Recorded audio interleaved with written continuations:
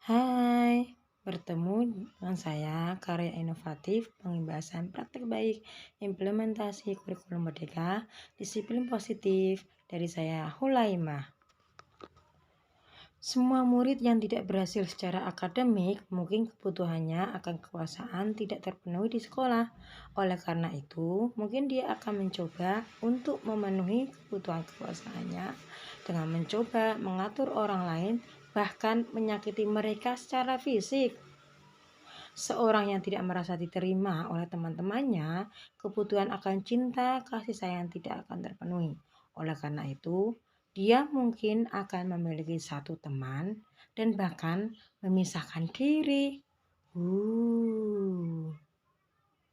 Oleh karena itu, guru sebagai manajer yang baik, bagaimana mempersilahkan murid untuk mempertanggungjawabkan perilakunya dan mendukung murid agar dapat menemukan solusi atas permasalahannya sendiri.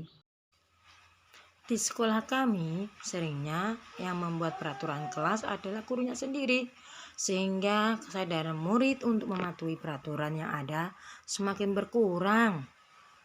Dari permasalahan tersebut, saya berbagi baik tentang disiplin positif keyakinan kelas yang nantinya akan dipraktikkan di masing-masing kelas kami. Bertemu dengan saya kembali dalam budaya positif. Pembelajaran dengan paradigma baru dirancang berdasarkan prinsip pembelajaran yang terdiferensiasi sehingga setiap siswa belajar sesuai dengan kebutuhan dari tahap perkembangannya untuk mewujudkan profil pelajar Pancasila. Dalam budaya kita, makna kata disiplin dimaknai menjadi sesuatu yang dilakukan seseorang pada orang lain untuk mendapatkan kepatuhan. Kita cenderung menghubungkan kata disiplin dengan ketidaknyamanan. Ada sanksi jika melanggar. Waduh, menakutkan, Sebagai pendidik, tujuan kita adalah menciptakan anak-anak yang memiliki disiplin diri sehingga mereka bisa berperilaku dengan mengacu pada nilai-nilai kebajikan dan memiliki motivasi intrinsik bukan ekstrinsik. Disiplin positif merupakan salah satu cara penerapan disiplin yang bertujuan untuk menumbuhkan kesadaran serta memperdayakan anak untuk melakukan sesuatu tanpa reward, ancaman, maupun punishment. Ternyata kebutuhan mendasar manusia banyak loh. Latar belakang siswa dalam melakukan tindakan yang tidak sesuai dengan kesepakatan kelas itu banyak, yaitu bertahan hidup, kasih sayang dan rasa diterima, penguasaan, kebebasan, serta kesenangan. Motivasi perilaku manusia itu tentunya sangat banyak. Kamu tahu nggak motivasi itu apa? Motivasi merupakan dorongan yang timbul pada diri seseorang secara sadar ataupun tidak sadar untuk melakukan sesuatu tindakan dengan tujuan tertentu. Nah, motivasinya itu apa? 1. Menghindari ketidaknyamanan dan hukuman. Murid melakukan disiplin diri karena ia takut dihukum. Ini merupakan motivasi ekstrinsik. Selain itu, motivasi perilaku manusia yaitu mendapatkan imbalan atau penghargaan dari orang lain. Murid melakukan disiplin diri karena ia ingin mendapatkan imbalan, yaitu pujian atau apa. Ini merupakan motivasi ekstrinsik. Yang selanjutnya yaitu menghargai nilai-nilai kebajikan diri sendiri, di mana murid melakukan disiplin diri karena sadar akan nilai kebajikan dirinya. Itu merupakan motivasi intrinsik dari dirinya sendiri. Konsep disiplin dengan identitas gagal ada dua, yaitu hukuman dan penghargaan. Hukuman mengakibatkan menyakitkan bagi anak, tidak nyaman, murid takut, memaksa, murid menyembunyikan kesalahan, dan murid menjadi rendah diri. Sedangkan penghargaan tidak efektif juga. Ternyata ia bisa merusak hubungan orang lain, mematikan kreativitas, menghukum dengan sistem ranking, dan merampas hak menghargai dirinya sendiri. Konsep disiplin dengan identitas sukses ada dua, yaitu konsekuensi dan restitusi. Konsekuensi di mana penguatan jangka pendek dan perlunya memonitoring berkelanjutan, stimulus respon, murid menghormati peraturan. Dan selain itu, murid kehilangan waktu untuk merenung kesalahan, jadi dia bisa fokus. Sedangkan restitusi, murid bertanggung jawab untuk perilakunya. Selain itu, fokus pada pemecahan masalah jangka panjang. Murid menghormati diri dan orang lain, dan teori kontrol di mana dirinya memegang kontrol. Selain itu, murid bersemangat memperbaiki kesalahan. Konsep disiplin pendekatan restitusi yaitu di mana sebuah cara menanamkan disiplin positif pada murid. Restitusi adalah proses menciptakan kondisi bagi murid untuk memperbaiki kesalahan mereka sehingga mereka bisa kembali pada kelompok mereka dengan karakter yang lebih kuat. Ciri-ciri restitusi di mana bukan menebus kesalahan, namun belajar dari kesalahan, memperbaiki hubungan, tawaran bukan paksaan, menuntun untuk melihat ke dalam diri, mencari kebutuhan dasar yang mendasari tindakan, fokus pada karakter bukan tindakan, serta menguatkan diri dan fokus pada solusi. Perbedaan contoh kasus siswa yang sering tidak mengerjakan PR. Kalau hukuman, guru menghukum siswa tersebut hormat bendera secara 10 menit. Akibatnya guru marah dan murid menjadi takut. Sedangkan yang kedua, konsekuensi. Guru memberikan konsekuensi untuk mengerjakan PR-nya saat istirahat atau dikerjakan sebanyak 3 kali lipat. Akibatnya guru tegas dan siswa menghormati peraturan. Sedangkan restitusi, guru menanyakan keyakinan kelas atau dirinya dan membantu siswa menyelesaikan masalahnya sendiri. Guru terbuka dan siswa menghormati dirinya dan orang lain. 5 posisi kontrol restitusi guru yaitu 1.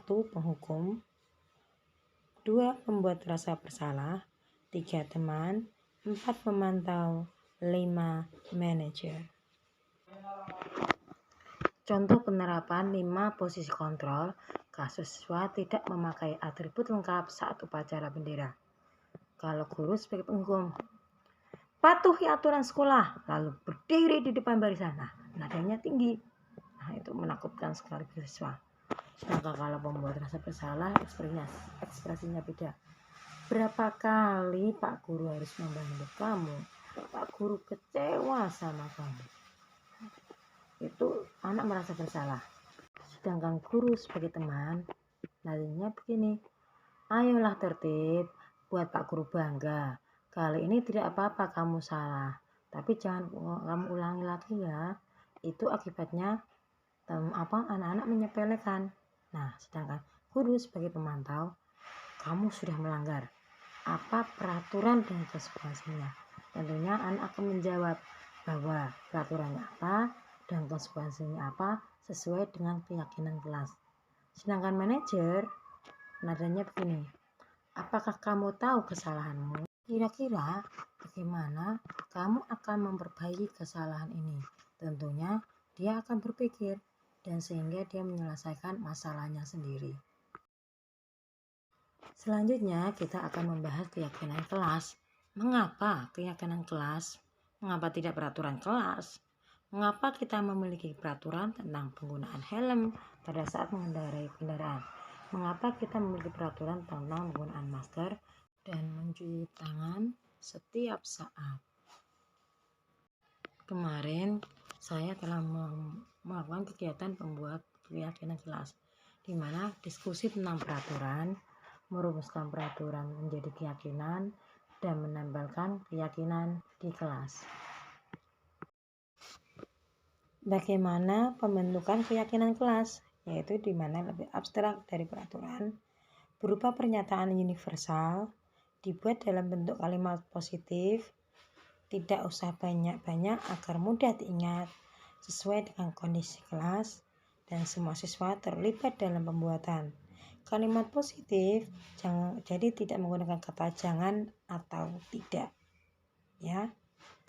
Dan selain itu, Diperlukan juga segitiga restitusi, yaitu 1. Menstabilkan identitas, di mana kita semua akan melakukan hal terbaik yang bisa kita lakukan. Yang kedua, validasi tindakan yang salah dan menanyakan keyakinan sehingga anak yakin bahwa itu perlu diperbaiki. Contoh penyelesaian kasus dengan segitiga restitusi. Yang pertama, menstabilkan identitas. Akbar, tadi Bapak lihat kamu sedang bermain saat jam pelajaran. Mengapa hal itu bisa terjadi? Iya Pak, maaf. Tadi saya bosan saat jam pelajaran. Agar tidak bosan, saya bermain mainan yang saya beli waktu jam istirahat Pak. Ada yang lainnya? Tidak Pak. Apakah kamu tahu kalau kamu dalam masalah sekarang? Iya Pak. Baiklah. Bapak di sini bukan untuk mencari siapa yang salah. Bapak di sini untuk mencari penyelesaian bersama, berpikir bersama tentang apa yang kita lakukan untuk memperbaiki situasi ini. Kamu pasti melakukan itu, ada alasannya kan? Pasti seru bermain-mainan sehingga bisa menghilangkan kebosanan. Iya Pak. Dari percakapan itu menunjukkan anak diberi kesadaran untuk mengetahui kesalahannya sendiri, sehingga Pak Guru tidak mengejudge dia. Sedangkan validasi yang tidak salah seperti percakapan berikut. Ya, Bapak bisa lihat tadi kamu merasa senang melakukannya karena kamu merasa tidaknya bosan lagi. Tetapi yang kamu lakukan itu merugikan orang lain karena teman kamu sedang belajar sehingga mereka merasa terganggu dengan tindakanmu. Ya Pak, jadi itu meyakinkan bahwa tindakan itu kurang tepat. Sedangkan untuk menanyakan keyakinan seperti pada percakapan berikut. Sekarang mari kita bicara tentang keyakinan kelas kita. Apa yang kita percaya dan mana yang belum kamu tunjukkan. Kita harus saling menghormati Pak. Betul sekali. Kamu masih ingat dengan keyakinan kelas kita. Nah, sekarang kita kembali saat kamu bermain mainan tadi. Apakah ketika kamu bermain tadi kamu sudah menghormati orang lain dan dirimu sendiri? Tentunya anak jawab tidak Pak. Nah, sekarang mari kita selalu mengindahkan keyakinan kelas kita. Dan apakah kamu tahu apa yang harus kamu lakukan untuk memperbaikinya? Iya Pak, saya akan meminta maaf kepada Pak Guru dan kepada teman sekelas untuk berjanji tidak akan mengulanginya lagi. Sekali lagi saya mohon maaf Pak. Guru lalu menjawab, baiklah, permohonan maafmu saya terima. Sekarang kembalilah ke kelas untuk mengikuti pelajaran selanjutnya dan lakukan apa yang kamu sampaikan tadi. Iya Pak, saya berjanji. Saya kembali ke kelas dan terima kasih. Ya, sama-sama. Semoga kamu menjadi orang hebat di kemudian hari. Nah, itu percakapan contohnya dalam menanyakan keyakinan. Hal ini dapat disimpulkan bahwa keyakinan kelas itu sangat penting karena berasal dari dirinya sendiri. Tentunya perlu kesadaran pribadi agar menjadi pribadi yang lebih baik. Terima kasih untuk yang sudah mendengarkan, dan apabila ada pertanyaan silakan berikan dalam bentuk pesan ya. Dah.